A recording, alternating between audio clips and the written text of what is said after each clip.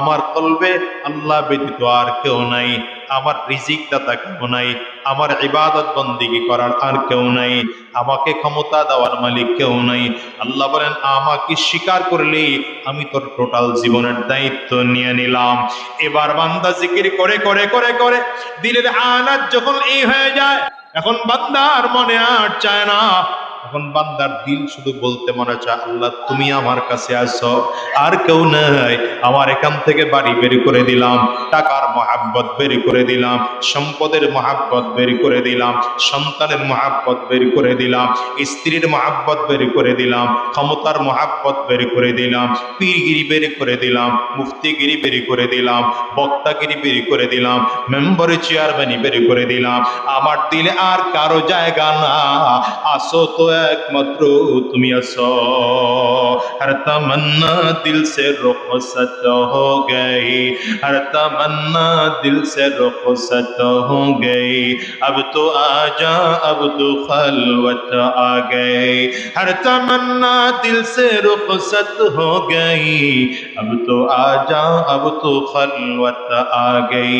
গোলাম এখন ডাক দিয়া বলেন, আল্লাহ আমি তোমার জন্য কলবটারে সিনাটারে ক্লিয়ার করেছি, এখান থেকে গুনাহ বের করেছি, সম্পদের মায়া বের করে দিয়েছি, টাকা পয়সার মায়া বের করে দিয়েছি, বিবির মায়া ত্যাগ করে দিয়েছি, সন্তানের মায়া বের করে দিয়েছি। এই কলবে আর কেউ না, কলবে আসো একমাত্র তুমি, চিল্লা বলো কে? আঙ্গুল উঁচা করে কোন আঙ্গুল উঁচা করে বলেন কে? হয় নাই হয় নাই, সবাই আঙ্গুল উঁচা করে বলেন এখন কলবে আছেন কে? এখন এই জন্য বলে ইল্লাল্লাহ ইল্লাল্লাহ ইল্লাল্লাহ ইল্লাল্লাহ। বান্দা জিকির করে আর আমার মালিক বলেন, গোলাম আমি তোর কলবে জায়গা নিয়ে নিলাম। আল্লাহু আকবার, জোরে বলেন। দিল যখন সাফ হবে গুনাহ থেকে মুক্ত হওয়া যাবে, দিল যখন সাফ হবে তো গুনাহ থেকে মুক্ত হওয়া যাবে। وسلم تسليما كثيرا كثيرا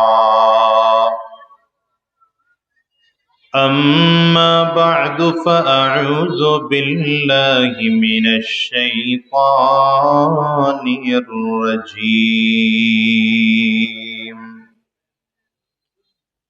بسم الله الرحمن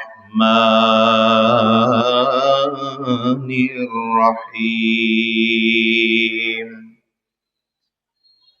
إن الذين آمنوا وعملوا الصالحات لهم جنات تجري من تحتها الأنهار ذلك الفوز الكبير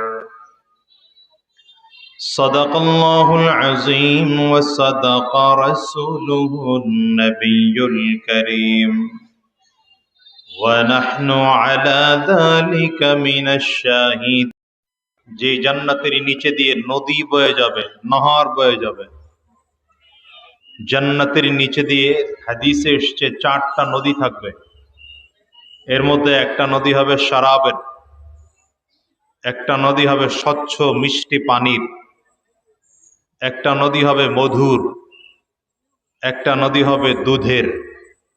সুবহানাল্লাহ বলবেন না? এই জান্নাত পাওয়ার জন্য 1 নম্বর কাজ হলো ঈমান, দ্বিতীয় নম্বর নেক আমল।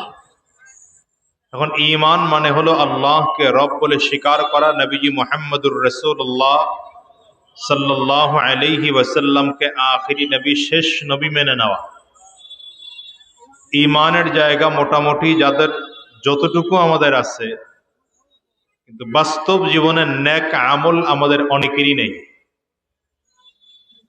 নেক আমল না থাকার কারণে আমরা অনেকেই ঈমান থাকলে যদিও না কোনো সময় জান্নাত পাবো, নেক আমল না থাকলে মৃত্যুর সাথে সাথেই জান্নাত পাওয়ার সুযোগ নেই।